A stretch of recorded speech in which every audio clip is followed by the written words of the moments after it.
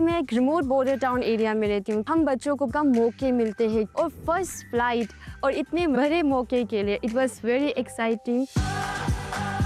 मैंने सोचा था कि वैसा ही होगा, नर्सरी में होगा, मगर रेसिडेंट में ओह माय गॉड बहुत अच्छा लगा। हम जस्ट रिफ्रेशमेंट ले रहे थे, अचानक वो आ गए। जस्ट हमें एक सरप्राइज हो गया कि वाह ये आ गए। यार ठंड लग रही होगी। से मिलने के एक्साइटमेंट में सब भूल गए।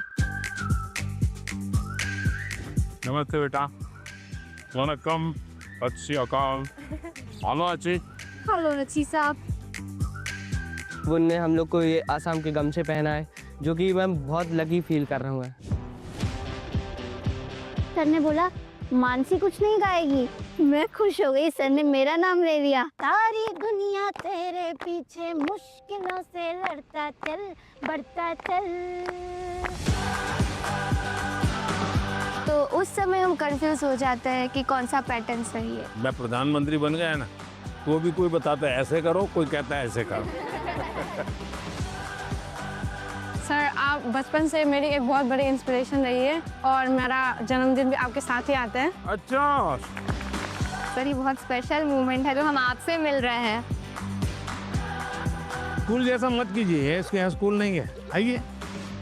मुझे बुलाया, मेरे कंध में हाथ रखा। मुझे लगा भाई ये सपना है कि या कुछ और है। अगर टाइम मैनेजमेंट सीख ली, प्रेशर नहीं लगेगा, थकान नहीं लगेगी।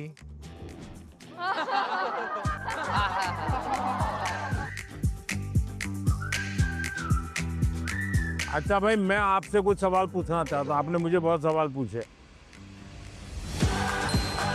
लाइफ टाइम मोमेंट रहेगा, मैं कभी नहीं भूलूंगा इस। चलिए आप शुरू करते हैं। 1 2 3।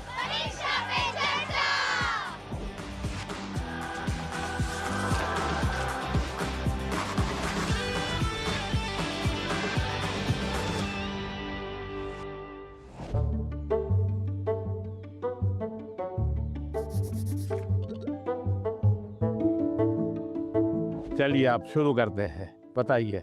मैं सानवी आचार्य आप ही के स्टेट यानी गुजरात से हूँ। मेरा पहला सवाल ये है कि पेरेंट्स भी हमारी चिंता करते हैं, टीचर्स भी हमें सपोर्ट करते हैं, लेकिन मेन इशू तब आ जाता है कि टीचर्स हमें पढ़ाई का एक अलग पैटर्न सजेस्ट करते हैं, पेरेंट्स एक अलग तरह से बोलते हैं कि ये पैटर्न से पढ़ो, और स्टूडेंट्स में तो अलग ट्रेंड ही चल रहा होता है। तो उस समय हम कंफ्यूज हो जाते हैं कि कौन सा पैटर्न सही है। देखिए ये जीवन भर ऐसा रहता है। मैं प्रधानमंत्री बन गया ना, तो भी कोई बताता है ऐसे करो, कोई कहता है ऐसे करो। आप घर में खाने पर देखना, खाने पर बैठे होंगे सब भाई बहन, हर एक की खाने की पैटर्न अलग होगी। कोई सब्जी से शुरू करेगा, यस सर। कोई दाल से शुरू करेगा, यस सर। कोई रोटी सब्जी दाल सब इकट्ठा करके डालेगा। हर एक की पैटर्न अलग अलग है कि नहीं? Yes sir. आपकी अपनी क्या उनकी कॉपी करते हैं आप? No sir. आप अपने पैटर्न से खाते हैं तब मजा आता है ना। Yes sir. जैसे कुछ लोग होते हैं कि वो उनको लगता है मैं रात को ठीक से मैं पढ़ पाता। कुछ लोगों को लगता है सुबह 4 बजे उठ करके पढ़ूंगा। हर एक अपनी पैटर्न होती है। Yes sir. लेकिन कुछ लोगों की बेईमानी होती है। रात को मम्मी को कहता है नहीं कल से मैंने सुबह पढ़ना शुरू किया। सुबह मम्मी उठाने आती है तो कहते नहीं मुझे तो ये टालते रहते हैं। Yes sir. हैं?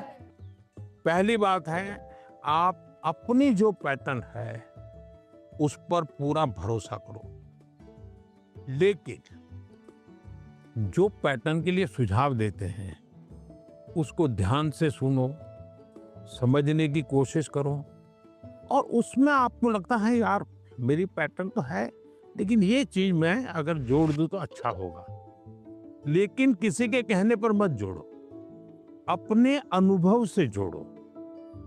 अब जैसे परीक्षा पे चर्चा मैंने जब शुरू किया तब एक पैटर्न था, अब धीरे धीरे मैं उसमें इम्प्रूव करता जा रहा हूँ, बदलता जा रहा हूँ। इस बार मैंने अलग अलग राज्यों में भी किया तो मैंने भी अपनी पैटर्न बदली, लेकिन मूल पैटर्न को छोड़ा नहीं। Yes sir. उनका नेचर भी बहुत अच्छा था, वो बहुत फ्रेंडली थे, वो हम सब बच्चों के साथ भी एकदम घुल मिल गए थे। प्रधानमंत्री जी ने हमें बताया कि हमें सभी का पैटर्न सुनना है, सभी में से कुछ कुछ गुण लेना है, हमें हमारा पैटर्न में ही फोकस करना है, सबका कुछ अच्छा अच्छा गुण हमें लेना है और वही पैटर्न हमें धीरे धीरे आगे बढ़ाना है। नर्मदे यार सर। नर्मदे और सर मेरा नाम आयुष तिवारी है। सर तो मेरा प्रश्न यह है कि अक्सर कई बार हम स्कूल या टीचर की स्पीड से मैच नहीं कर पाते और जो छूट जाता है हम उसे कवर करने के चक्कर में आगे के चैप्टर्स भी मिस करते जाते हैं और हम पीछे रह जाते हैं। तो इस सिचुएशन में हम कैसे अपने उसको मैनेज आपकी टीचर के खिलाफ शिकायत है? लो सर। लेकिन आपने बड़ी चतुराई से टीचर के खिलाफ अपनी कंप्लेन बता ली। तो मैं जवाब टीचर के लिए देता हूँ। Yes sir. हाँ?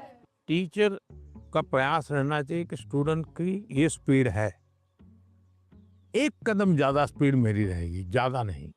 हमारा लक्ष्य ऐसा होना चाहिए जो पहुंच में हो लेकिन पकड़ में ना हो। Yes sir. Sir exam warrior में भी लिखा है मंत्र 26, goal should be with in reach but not easily achievable. वाह, सब याद रखते हैं आप लोग। लेकिन 50 कदम आगे चला जाएगा तो स्टूडेंट कहेगा भाई ये तो चला गया, मेरा काम नहीं है। जैसे किसान खेत को जोतता है ना, स्टूडेंट के मन को जोतना चाहिए। इसका तरीका क्या है? मान लीजिए जनवरी के तीसरे सप्ताह में वो हिस्ट्री का ये पार्ट पढ़ाने वाले हैं, तो जनवरी 1 तारीख को बता दें कि भाई पहले वीक में हिस्ट्री का ये पार्ट पढ़ाऊंगा, दूसरे वीक में हिस्ट्री का ये पार्ट पढ़ाऊंगा, तीसरे वीक में हिस्ट्री का ये पार्ट पढ़ाऊंगा। तो आपको पता है कि आने वाले 3 सप्ताह में ये 3 विषय आने वाले हैं। फिर वो कहेगा ऐसा करो, आप मैं पढ़ाऊं उसके पहले पढ़ना शुरू कर दो, पढ़ करके आओ, किसको पूछ के आओ। Yes sir. हाँ, गूगल पे जाके कुछ करना है तो वहां करके आ जाओ। Yes sir. और उसके बाद एक्चुअली जब पार्ट पढ़ाएंगे तो क्या होगा? सर सर हमें क्यूरियोसिटी होगी, हमें जिज्ञासा ज्यादा होगी, समझ ज्यादा आएगा समझ। क्योंकि हमने पहले से पढ़ा होगा। फोकस भी और अच्छा रहेगा। मानसी, सर अगर कोई चैप्टर हमें बहुत ज़्यादा इंटरेस्टिंग लगता है तो हमें उसको और समझने की और जानने की इच्छा होगी, जिससे हमें और अच्छे से रिवाइज हो जाएगा वो चैप्टर। बताइए, सिंपल सा काम है ना। Yes sir.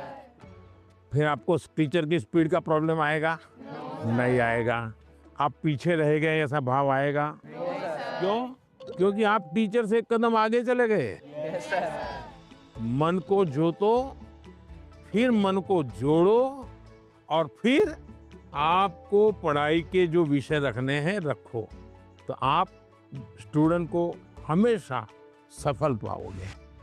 हर किसी को अवसर नहीं मिल पाता कि पीएम माननीय प्रधानमंत्री से स्वयं आमने सामने बैठकर उनसे सवाल पूछकर उनसे अपनी बातचीत शेयर कर पाए। उन्होंने बताया कि हम टीचर से 2 कदम पीछे होने की बजाय 2 कदम उनसे आगे रहें, तो हम उनसे पीछे रह ही नहीं सकते।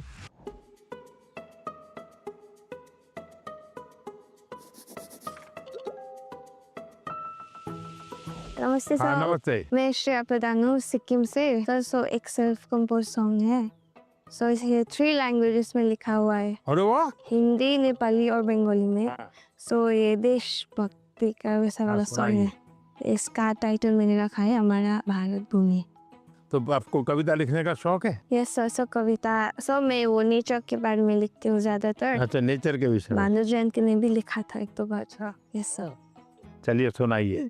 हमारा भारत भूमि है, ऋषियों का ये देश है।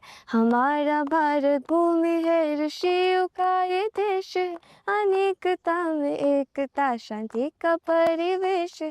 अनेकता में एकता, शांति का परिवेश है। देवी देवता को प्रिय वासियों, मानवता मौला एक उठानियो। शाबाश, बहुत सुंदर, बहुत सुंदर।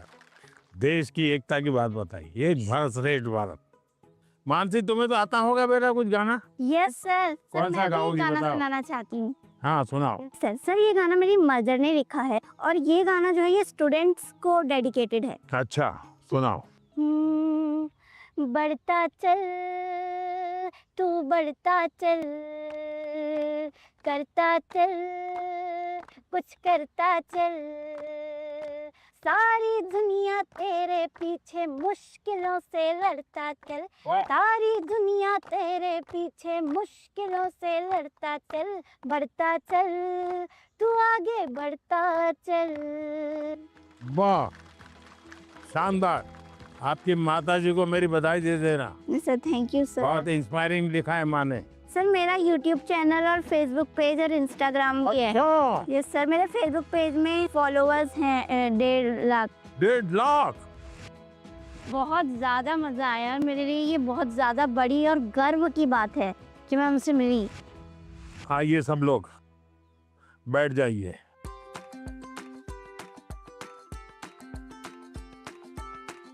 आज से मैंने आज आपको स्वागत आपका किया। ये असमी वो गमोशा कहते हैं। ये सबसे बड़ी चीज है, ये मेरी सबसे प्रिय चीज है। उसकी रचना बहुत अच्छी लगती है। दूसरा है ये असम का और खास करके नॉर्थ ईस्ट की विमेन एम्पावरमेंट का सिंबल है। ये घर में बनाते हैं और सचमुच में वहाँ की मातृशक्ति, नारी शक्ति कैसे काम करती है, तो एक प्रकार से मन को बड़ा आदर होता है, सम्मान होता है। तो मेरा मन कर गया था इन बच्चों को मैं आज असम का गमोशा दूंगा। Thank you sir.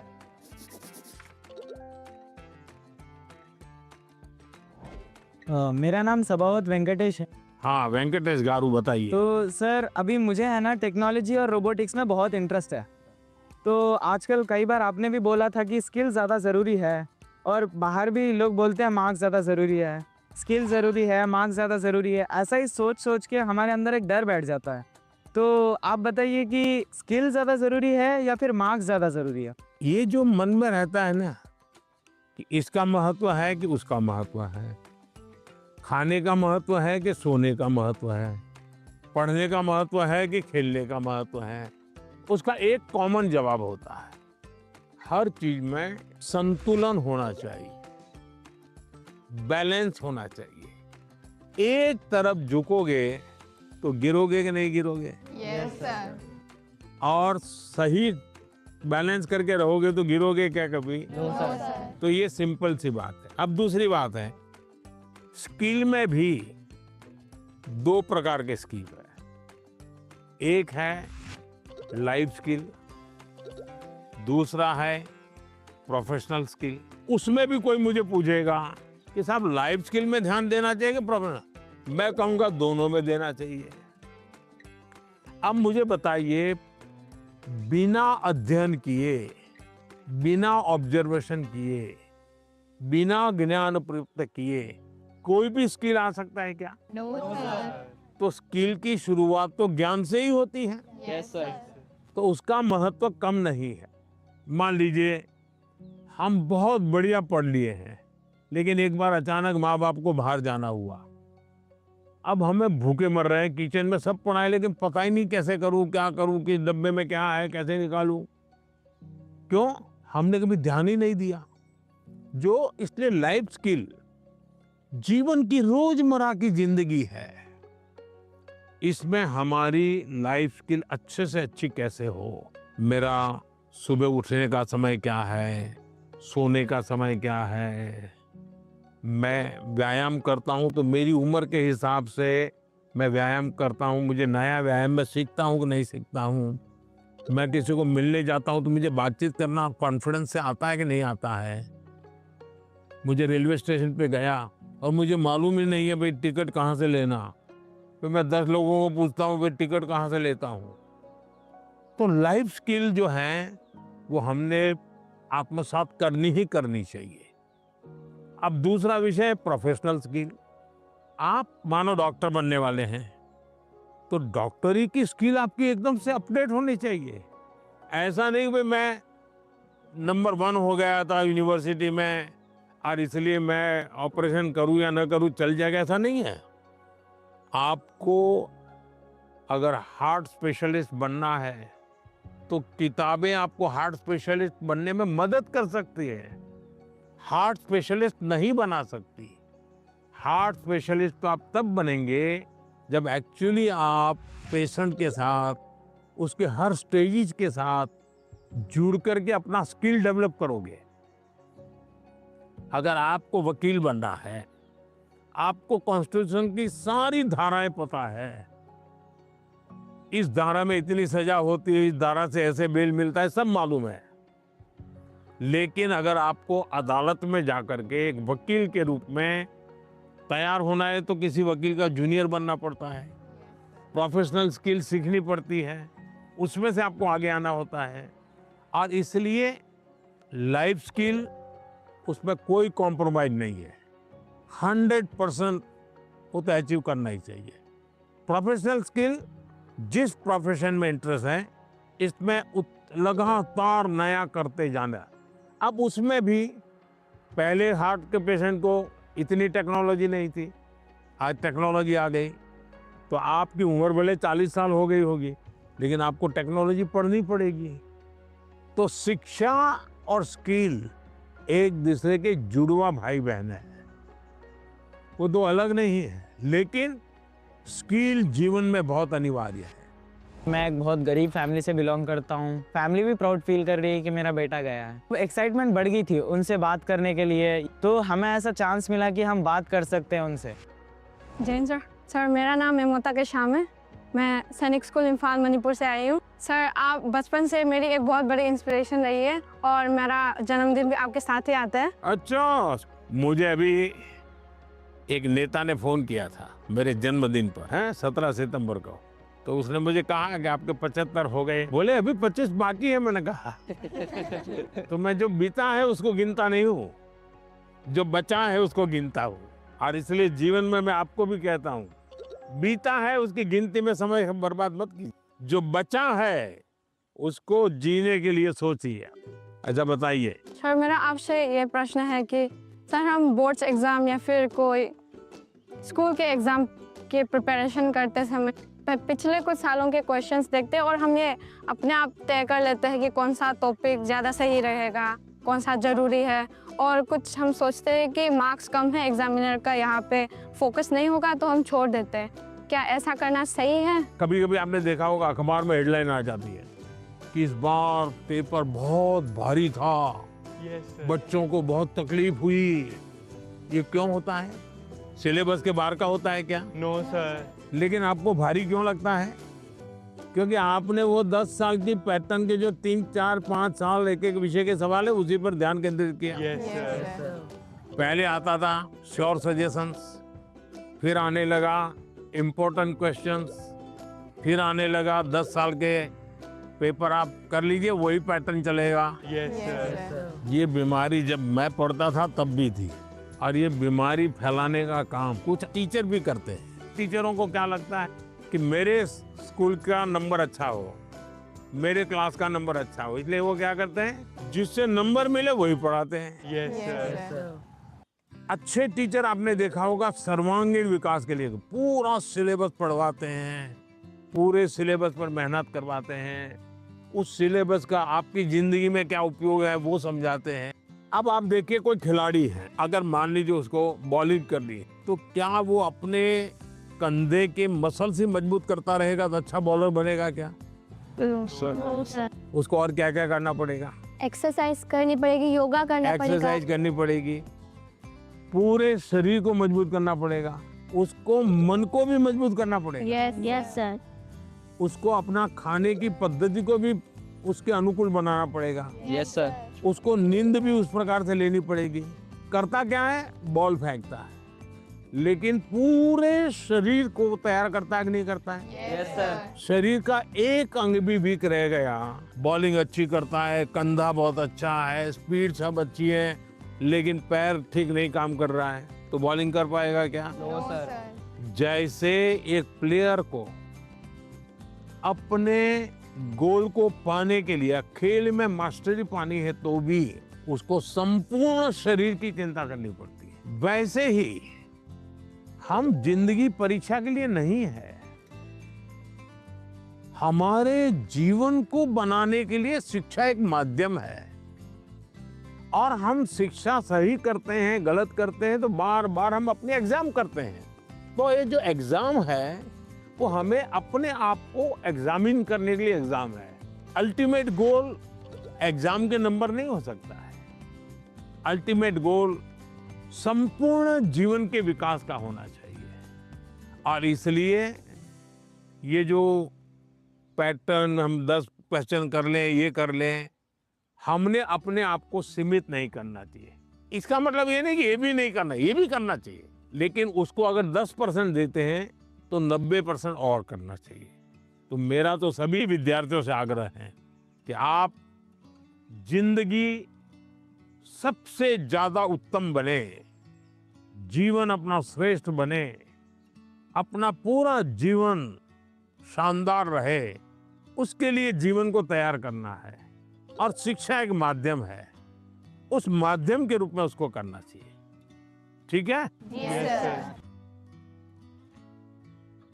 सर, मैं आपसे ये क्वेश्चन पूछना चाहती हूँ कि जिस सब्जेक्ट में मुझे ज़्यादा मेहनत करने की ज़रूरत है, उसका फोकस ना करके प्री बोर्ड में कैसे बेहतर परफॉर्म करने के लिए उसका भी प्रेशर होता है। हम कैसे अपनी पढ़ाई में संतुलन बनाएं? ये सबके लिए चिंता का विषय है। पहले क्वार्टर में कुछ विषयों में अच्छा करते हैं, दूसरे क्वार्टर में कुछ विषयों में अच्छा करते हैं, और फिर हमको लगता है कि अब क्या करूं, मैं ये करूं कि वो करूं। हमें भीतर के विद्यार्थी को हमेशा चैतन्य युक्त रखना चाहिए। शिक्षा ये मजबूरी नहीं होनी चाहिए, शिक्षा ये बोझ नहीं होना चाहिए। हमारा टोटल इन्वॉल्वमेंट चाहिए, टोटल इन्वॉल्वमेंट।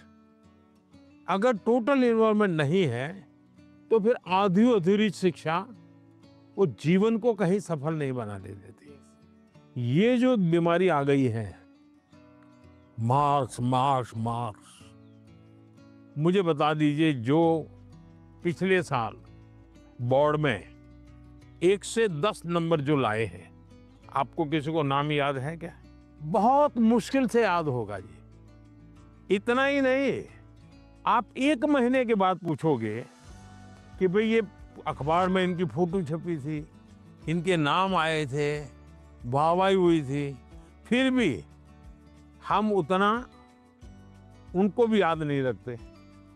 उस स्कूल के बच्चों को भी पता होगा कि उनके स्कूल में इतना नंबर आए थे। इसका मतलब इन सब चीजों का कितना महत्व है भाई। कुछ समय के लिए याद कुछ समय के लिए होता यस है, सर, यस। उससे ज्यादा तो होता नहीं है। और इसलिए हम अपने मन को नंबर, मार्क्स, उससे जोड़ने के बजाय मेरे जीवन कहाँ पहुंचा, और उसके लिए लगातार अपने आप को कसते रहना चाहिए, कसौटी करते रहे खुद की। क्लासरूम में नहीं, एग्जामिनेशन रूम में नहीं, खुद को कसते रहना चाहिए। मेरा आपसे ये प्रश्न है कि जैसे हम पढ़ाई करते हैं, उस समय पे हमें इधर उधर के बहुत सारे ख्याल आते हैं, तो हम फोकस नहीं कर पाते। तो उस समय पे अपने आप को शांत कैसे रखें? ये कि हम पढ़ तो लेते हैं लेकिन बहुत जल्दी भूल जाते हैं।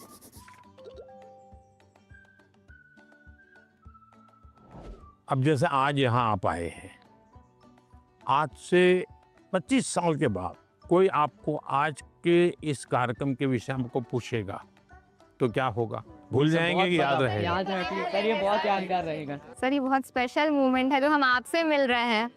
नहीं, स्पेशल ऐसा नहीं है, आप स्वयं इन्वॉल्व है कि भाई हम घर से जब निकले होंगे ना, तब दिमाग में दिल्ली, पीएम के घर, यानी घर में भी फोन कर भी किया होगा तो ये नहीं क्या होगा ठंड कितनी है ना, अब अरे कल जा रहा हूँ, सुबह जाना है।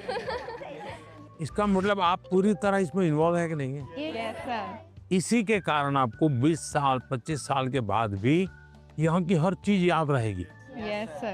दूसरा, याद तब रहता है जब आप मौका देख करके दोस्तों से शेयर करते हो।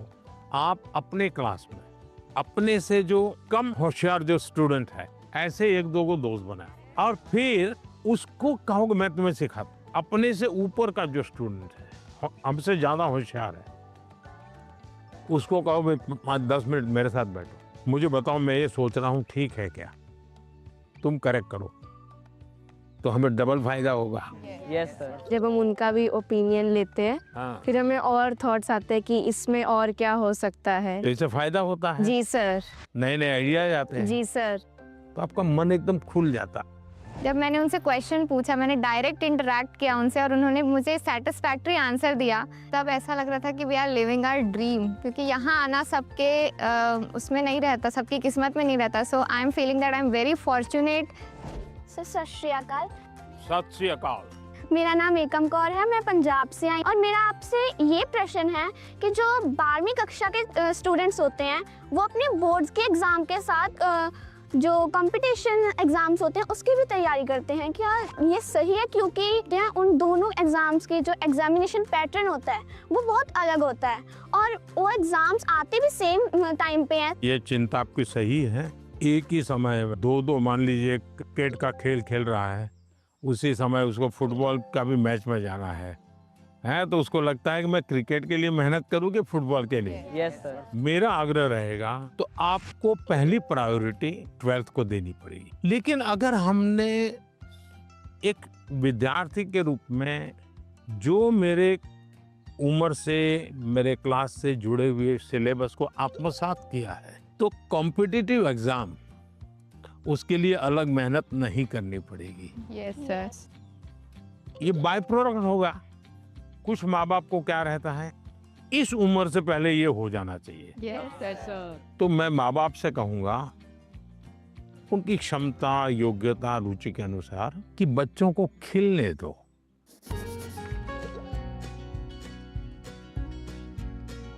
सर मेरा एक आपसे क्वेश्चन था। हाँ। मुझे सर गेमिंग में बहुत इंटरेस्ट है। हाँ। लेकिन मेरी सोसाइटी बोलती है कि सब गेमिंग वगैरह छोड़ो और पढ़ाई में ध्यान दो, लेकिन मुझे ऐसा लगता है कि मेरा फ्यूचर गेमिंग में करूँ।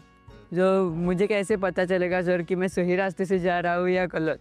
माँ बाप का नेचर कैसा होता है, पहले डांटते रहते मत करो मत करो मत यस सर। लेकिन फिर भी आप चुपचाप करते रहते। और मान लीजिए आपने मेडल ले लिया तो क्या करेंगे? वो पूरे मोहल्ले में जाएंगे, देखिए मेरे बेटे ने किया, मेरे बेटे ने किया, मेरे बेटे ने किया। तो आपका सक्सेस उनका सम्मान बन जाता है। Yes sir. फिर वो आपके साथ जुड़ जाते हैं। Yes sir. भारत के अंदर इतनी कथा कहानियां, आप कभी सोचे हैं कि पंचतंत्र पर मैं गेम बनाऊं, मैं गेम क्रिएटर बनूं?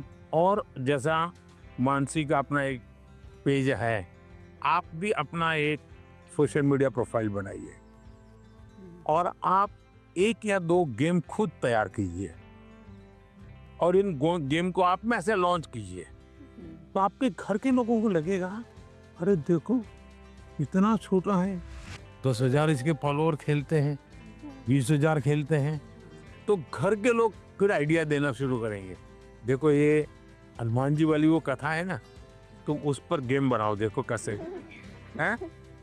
फिर कहेंगे अभिमन्यु वाली वो घटना है, गेम बनाओ कैसे अभिमन्यु बाहर निकलेगा।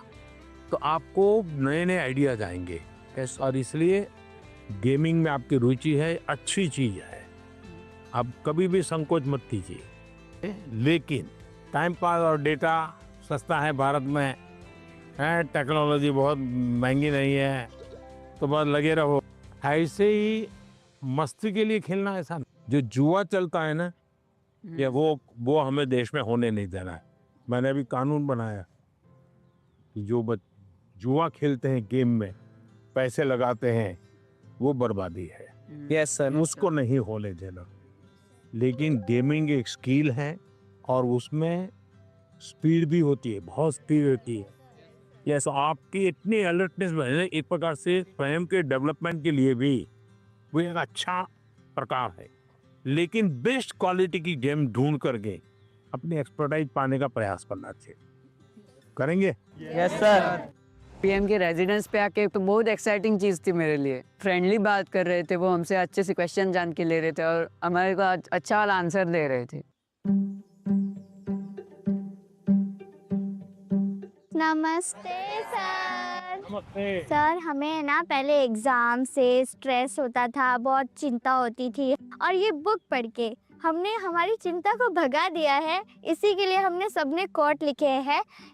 I used to be scared of exam, but now it is my friend Maitri in Gujarati. मतलब पहले जो था ना, मैं बाकी को देखने में डर लगता था कि भाई वो कैसे पढ़ रहा है, वो कैसे पढ़ रहा है, लेकिन एग्ज़ाम वॉरियर पढ़ने के बाद याद आया कि मेरा टेक्निक जो है वो सबसे डिफरेंट है और मेरा टेक्निक मुझ में ही काम करेगा। Sir I used to be scared of discipline but not I don't have any fear. Sir मैंने लिखा है I use to be scared of time management but it is my friend now. Sir मैं बचपन से मतलब मुझे हमेशा घर वाले, स्कूल वाले, दोस्त, मतलब मैंने हमेशा टाइम मैनेजमेंट में ही स्ट्रगल किया है। मुझे हर कोई बोलता है हर काम जल्दी कर, तो टैलेंटेड है, तुझे आइडियाज आते हैं, बट तो टाइम पे नहीं करती है, वही तेरा सबसे बड़ा प्रॉब्लम है। तो सब मैंने एग्जाम वगैरह से सीखा है। मैं रोज सुबह जल्दी उठूंगी। मैं एक सिंपल और रास्ता बताता हूँ।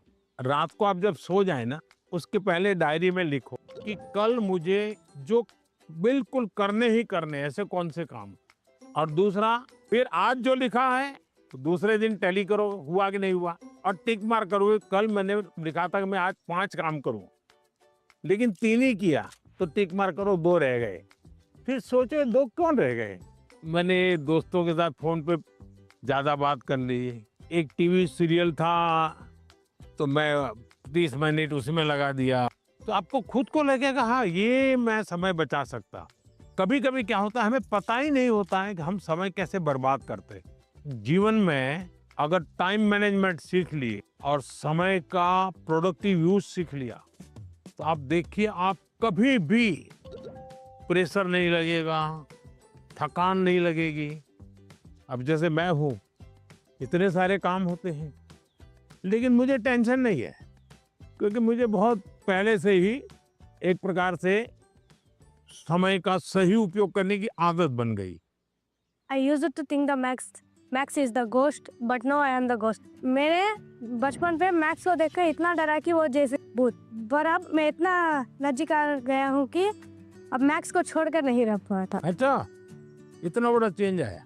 आपने वैदिक मैथमेटिक्स देखा है? नहीं।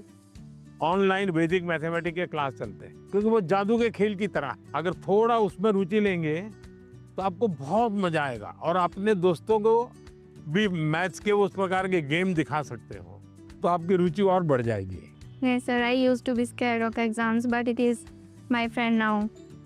एग्ज़ाम जब डेट शीट आए तो बहुत डर लगता था कि अब एग्ज़ाम में क्या होगा। ये फिर ये एग्ज़ाम वॉरियर बुक का इसका पहला मंत्र ये कि परीक्षा को हमें उत्साह या उमंग की तरह लेना चाहिए, उत्सव की तरह लेना चाहिए। आपकी पढ़ के उससे मेरे को काफ़ी मोटिवेशन मिला। कभी कभी आपको जो समस्याएं आती है ना, वो घर में से ही आती है। तो जो चीज़ इसमें से आपको काम आई है, वो चीज़ें उनके काम भी आएगी। कम से कम आपके परिवार के जो बड़े लोग हैं ना, उनके साथ परीक्षा पे चर्चा पढ़ने के लिए कहिए, उसकी चर्चा कीजिए। Yes sir. और कोई मंत्र है तो खास लाइन करके बताइए, देखिए ये पीएम ने ये कहा है, तुम पढ़ो। सर मेरी मम्मी ने सारे मंत्र पढ़े और मम्मी बहुत खुश हुई। देखिए आपकी ताकत बढ़ गई। I used to be Scared of low marks, but now it is my friend. Sir पहले ऐसा था कि मतलब हमें लगता था कि मार्क्स ही सब कुछ है। एग्ज़ाम्स के बाद हमारे मार्क्स कम आते थे, तो ऐसा लगता था कि अभी मतलब सब कुछ एंड हो गया। पर जब हमने बुक पढ़ा तो मतलब आपने जिस लिखा था, एग्ज़ाम सिर्फ एक लाइफ का प्रिपरेशन है, और आपने हमें डॉक्टर APJ अब्दुल कलाम का एग्जाम्पल दिया। हाँ, याद है आपको। मतलब उन्होंने फेलियर किया, पर अगर ट्राई नहीं करते तो हम लोगों को मतलब मिसाइल मैन ऑफ इंडिया नहीं मिलता। तो उसके बाद मुझे सीख मिला है कि एग्ज़ाम के मार्क्स कुछ नहीं है, मतलब अगर हम लोग फिर ट्राई करेंगे तो और अच्छा और बेहतर कर सकें। अच्छा, अभी तुम्हारा टेंशन कम हो गया, तब कोई नई चीज सीखने का मन करता है? Yes sir. गाना सीखूं, बजाना सीखूं, ऐसा कोई नया विचार है? पेंटिंग सीखूं, यस सर। ऐसा समय मिला तो कर रही हो? हाँ सर, अब मतलब पोएम लिखता पोएम लिखता है? अच्छा, स्टार्ट करेगा। हाँ। I used to be scared of presentations, but now it's one of my friend. जैसे आपकी तरफ है देखा है कि आप कितना जैसे वो कॉन्फिडेंस है, और ये बुक भी मैं पढ़ता है। अभी मैं कॉन्फिडेंस में है, और ये परसिस्टेंस की जब मैं फेल करूँगा तो मैं क्विट नहीं करूँगा, मैं फिर से तैयार करूँगा। तो मैं अभी जैसे आगे में मैं ये प्रेजेंटेशन कर सकता है। तभी हिम्मत आ गया। इसलिए सर। मान लीजिए फुटपाथ पर गरीब महिलाएं सामान बेच रही हैं और इतने में कोई झगड़ा हो गया, तो वो गरीब महिला जिसने कभी टीवी को जवाब नहीं दिया, आपने देखा होगा वो कितना बढ़िया इंटरव्यू देती है। कैसे हुआ, क्या हुआ, कैसे हुआ, कारण क्या है? जो चीज उसने अपने अनुभव में आंखों के सामने देखा, लाग लपेट नहीं, झूठ बोलना नहीं है, तो एकदम से सरलता से वो बता देती है। ये कॉन्फिडेंस कहाँ से आया? सच्चाई के कारण आया। आपका भी कॉन्फिडेंस कैसे आया? उस सच्चाई से आया कि जो मैं कर रहा हूँ, मैंने जो किया है, मैं जो कह रहा हूँ, मैं सही कर रहा हूँ। मैं डरती थी कि पेपर देते टाइम मैं घबरा ना जाऊं, स्पेशली लिटरेचर में देखती थी ना लेंदी, उसी में घबरा जाती थी बुक पढ़ने के बाद। अब मुझे लगा नाउ आई कैन, अब मैं नहीं घबराऊंगी, अब मुझे प्रैक्टिस करना है, लिख लिख के और प्रैक्टिस करूंगी ताकि मैं घबराऊं ना इतना लेंदी पेपर, और मैं ज़्यादा स्पीड से और तेज़ी से लिखने की कोशिश करूंगी। मैं अपना हैंड राइटिंग सब कुछ इम्प्रूव करूंगी। वो एकदम कॉन्फिडेंस आ गया। अभी देखती हो बाद में तो गलती नहीं पकड़ में आती। बिल्कुल नहीं, क्योंकि मुझे पता चल गया ना कि मुझे क्या प्रॉब्लम है। मैं घबरा जाती थी एक्चुअली पेपर देख के, लेकिन अब नहीं। देखिए ये सही चीज पकड़ा है। सचमुच में हम वीक नहीं है, हम हड़बड़ी में सब गलती कर देते हैं। कुछ टेक्निक काम आती है। मान लीजिए ऐसा पेपर है ना, चुपचाप 30 सेकंड ऐसे ही बैठिए और एकदम गहरी सांस लीजिए। सांस ऐसे लीजिए एकदम सीना फूल जाए, इतना जितना भर सकते हैं भरिए, और फिर धीरे से उसके सांस को निकालिए। आपका मन एकदम से अलग हो जाएगा। फिर उसकी ओर देखिए तो आपको नई चीज हाथ लग जाएगी, सही चीज हाथ लग जाएगी। नहीं आता है इसलिए गलती होना अलग बात है, लेकिन आता है और गलती होगा ऐसा कभी नहीं होगा। नमस्कार सर, जय गुरु नमस्कार। शंकर। मेरा नाम मृदुमलय बर्मन है। तो सर मेरा क्वेश्चन ये है कि छोटे घर, शोर और कामकाज के बीच मतलब पढ़ना अक्सर थोड़ा मुश्किल हो जाता है, और अगर माता पिता हमारे सपनों को उतना सपोर्ट नहीं करते, उतना गंभीरता से नहीं लेते, तो अब हम क्या कर सकते?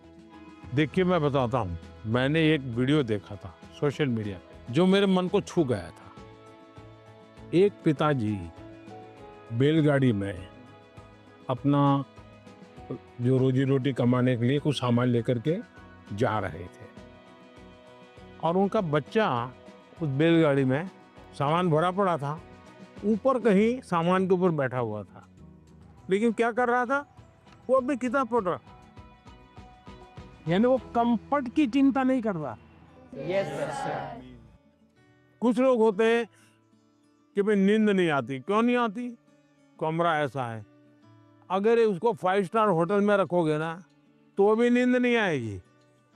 हाँ।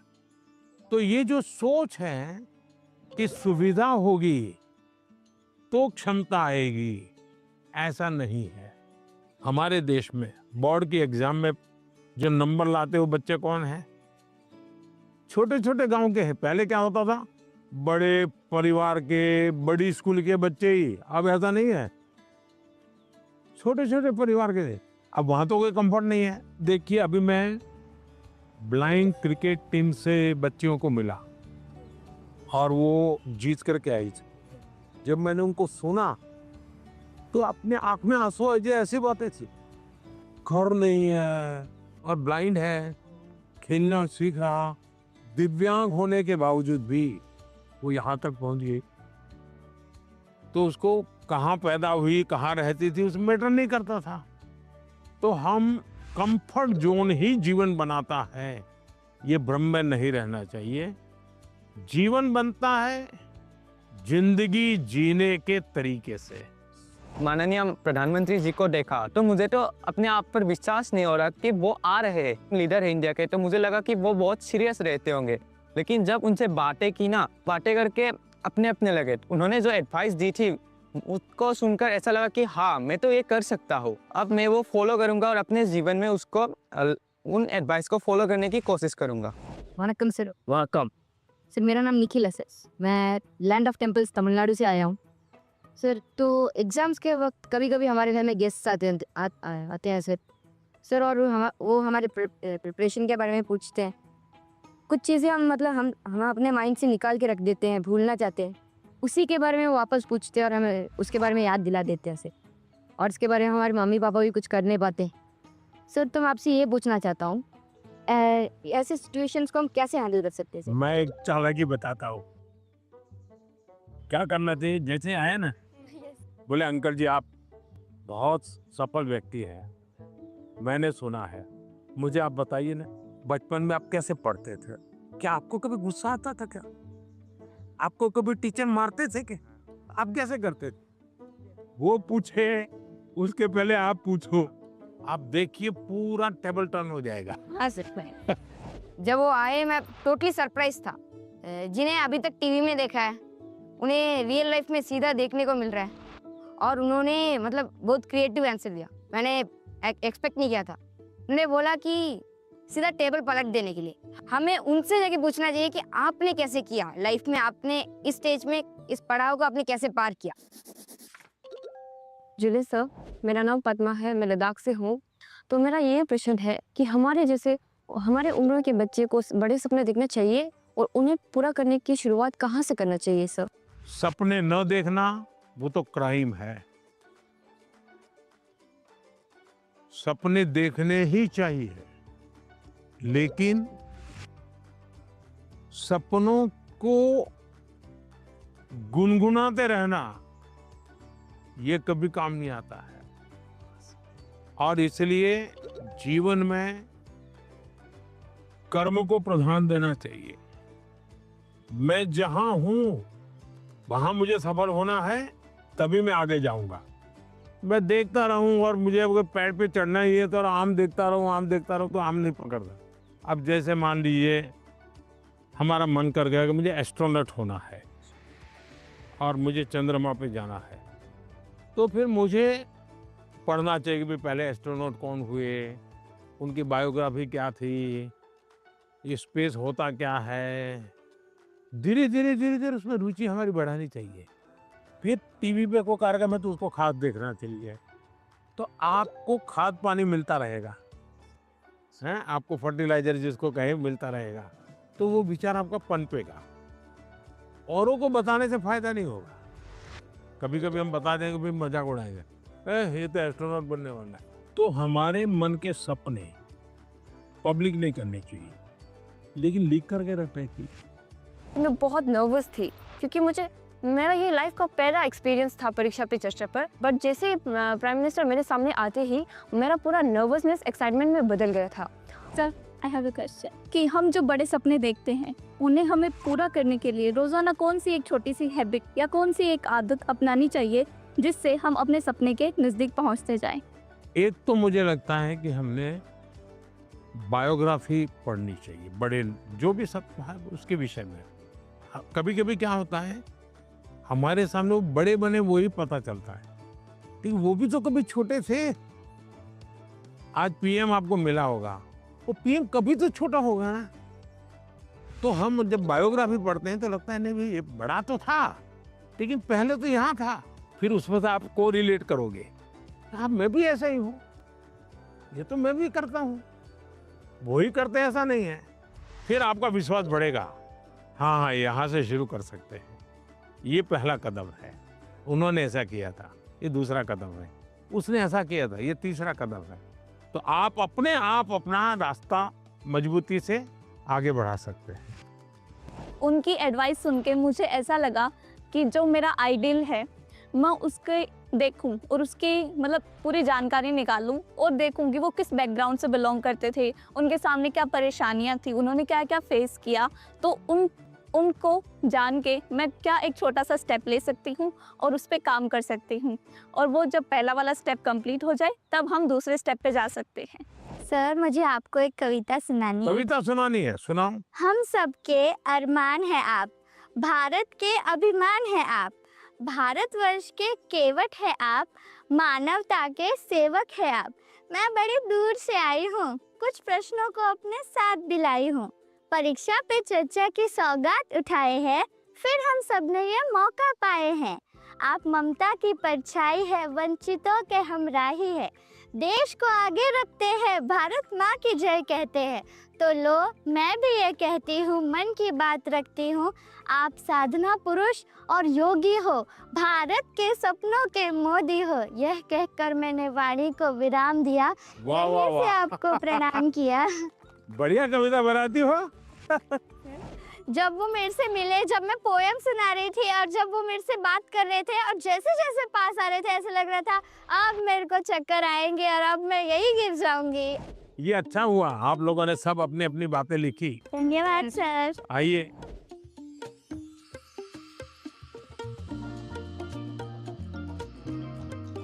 अच्छा भाई, मैं आपसे कुछ सवाल पूछना चाहता हूँ। आपने मुझे बहुत सवाल पूछे। ये जो हिंदुस्तान में जो मैं विकसित भारत की बात करता हूँ, कौन सी साल बताता हूँ मैं विकसित भारत के लिए? 2047। Yes sir. क्यों बताता हूँ?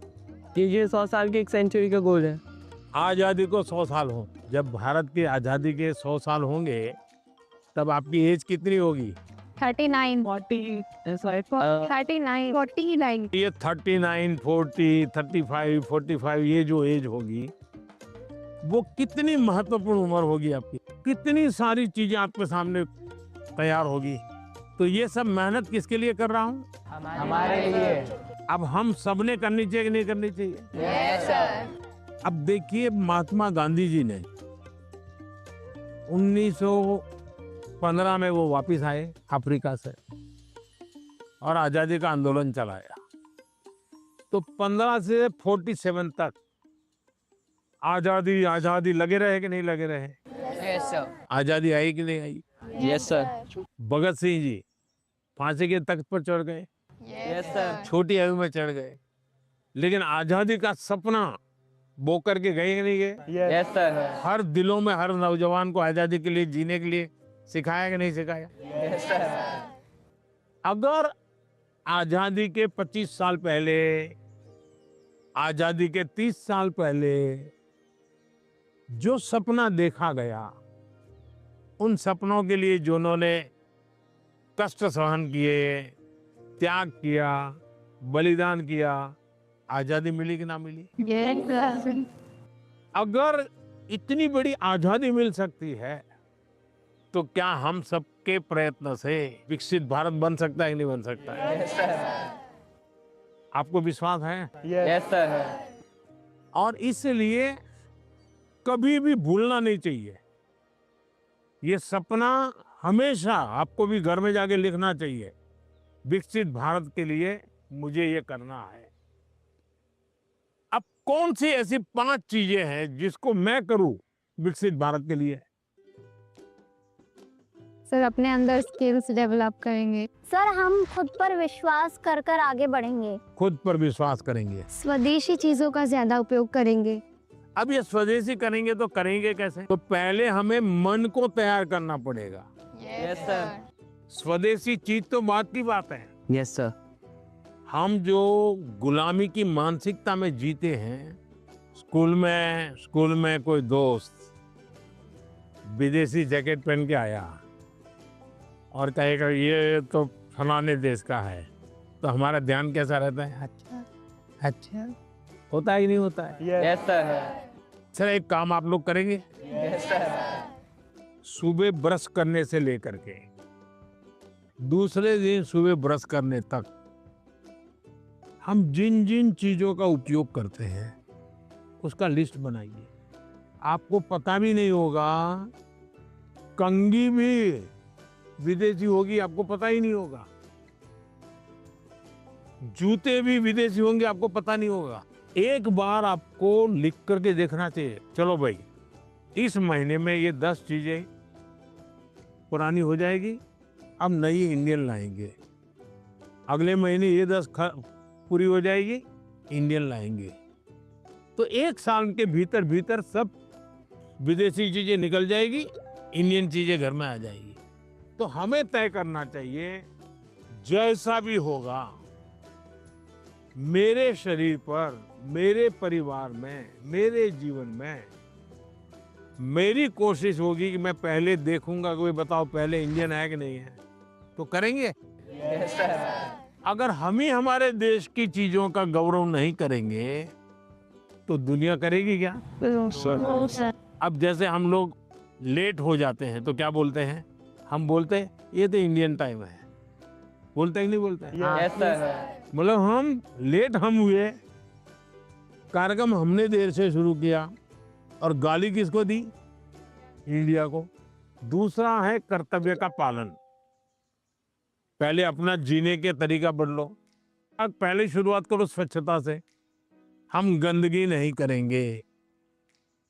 हम दुनिया में कहीं देश का चित्र देखते हो साफ सुथरा दिखता है, ऐसा है। ये साफ सुथरा क्यों है? सफाई करने वाले कारण साफ सुथरा है कि लोगों ने गंदगी नहीं की इसलिए साफ सुथरा है? लोगों ने नहीं तो हमें अगर विकसित भारत बनाना है तो हम तय करें हम गंदगी नहीं करेंगे और हम स्वच्छता के विषय में परिवार में, बाहर, मोहल्ले में, सब जगह पे जरा भी कॉम्प्रोमाइज नहीं करेंगे। किसी ने फेंक दिया तो उसके साथ झगड़ा नहीं करेंगे, उठाकर ले लेंगे हम और हम उस कूड़े का तो देखेगा, वो शर्मिंदगी महसूस करेगा।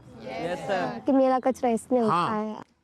और इसलिए हमने जो नागरिक का कर्तव्य है उसका पालन करना चाहिए। हमारा हेल्दी रहना भी एक प्रकार से कर्तव्य है। ऐसा है। तो हमें अपने कर्तव्यों का पालन अगर इतना भी कर ले तो दुनिया की कोई ताकत भारत को विकसित भारत बनाने से रोक नहीं सकती है। और आप जब 35-40 साल के होंगे उसका सबसे ज्यादा मजा लेने का मौका आपको मिलेगा। ऐसा है। अब मुझे बताइए, जिसका फल आपको मिलने वाला है वो काम आपको करना चाहिए नहीं करना चाहिए? Yes sir. ज्यादा से ज्यादा आपको करना चाहिए नहीं करना चाहिए? Yes sir. चलिए, और मैं एक सवाल पूछता हूँ। आप उस पीढ़ी में हैं, आपके पास इतना खुला आसमान है, इतना बड़ा कैनवास है, आपको ध्यान में आता है कि ऐसी कौन सी चीजें आज हम कर सकते हैं? आजकल ज़्यादा ज़माना ही जैसे एआई का है, काफ़ी चीज़ें एआई में होती हैं। देखिए, आप लोग भाग्यशाली हैं, आपको इतना टेक्नोलॉजी का अपॉर्चुनिटी मिला है जो मेरे जमाने में नहीं था। उसका सही उपयोग करना, ये विवेक बुद्धि हमको विकसित करनी होगी। एआई आपकी ताकत को बढ़ाने वाली होनी चाहिए। एआई का उपयोग कैसे करें? एक तो होता है कि मैं एआई को ये कहूँ कि फलानी बायोग्राफी है, उसका मुझे मेन पॉइंट बता दो, तो एआई बता देगी 10 पॉइंट और मुझे लगा मुझे बहुत ज्ञान हो गया, गाड़ी चल जाएगी, दोस्तों के साथ भी गप्पे मारने तो बड़े तहाके से। आपने एआई का उपयोग किया, लेकिन इससे आपका लाभ हुआ क्या? नहीं हुआ। लेकिन अगर मैं एआई को पूछूं कि मेरी ये उम्र है, मेरी इन विषयों में रुचि है, आप मुझे बताइए कि कौन सी 10 अच्छी बायोग्राफी है जो मैं पढूं, तो एआई आपको ढूंढ करके 10 बायोग्राफी दिखाएगा। फिर बाजार में जाइए और उसमें से किताब खरीदिए, तो एआई आपको काम आई। ऐसा है। आपका डेवलपमेंट हुआ, आपको लाभ हुआ। मेरा फेवरेट पार्ट था कि उन्होंने जो एआई को लेकर बोला कि एआई तुम यूज़ करो, एआई की एक हेल्प है, बट वो हमें आगे भी हमें यूज़ कर सकते हैं, बट वो सीधा हमें हमारे जो हमारा गोल है वहाँ तक नहीं पहुँचा सकता। मैं भी ऐसे यूज़ करती हूँ टेक्नोलॉजी से रिलेटेड ऐप बनाना ऐसे, तो मुझे अच्छा लगा कि उन्होंने बोला कि एआई का इस तरीके से यूज़ करो ताकि हम सबके लिए अच्छे से यूज़फुल होए। सर, मुझे बांसुरी सुनाना है आपको। मैं कर्नाटक शास्त्रीय संगीत अभ्यास कर रहा हूँ, बांसुरी। तो आज मैं एक संस्कृत का कॉम्पोजिशन बजा रहा हूँ। हाँ, सुनाओ।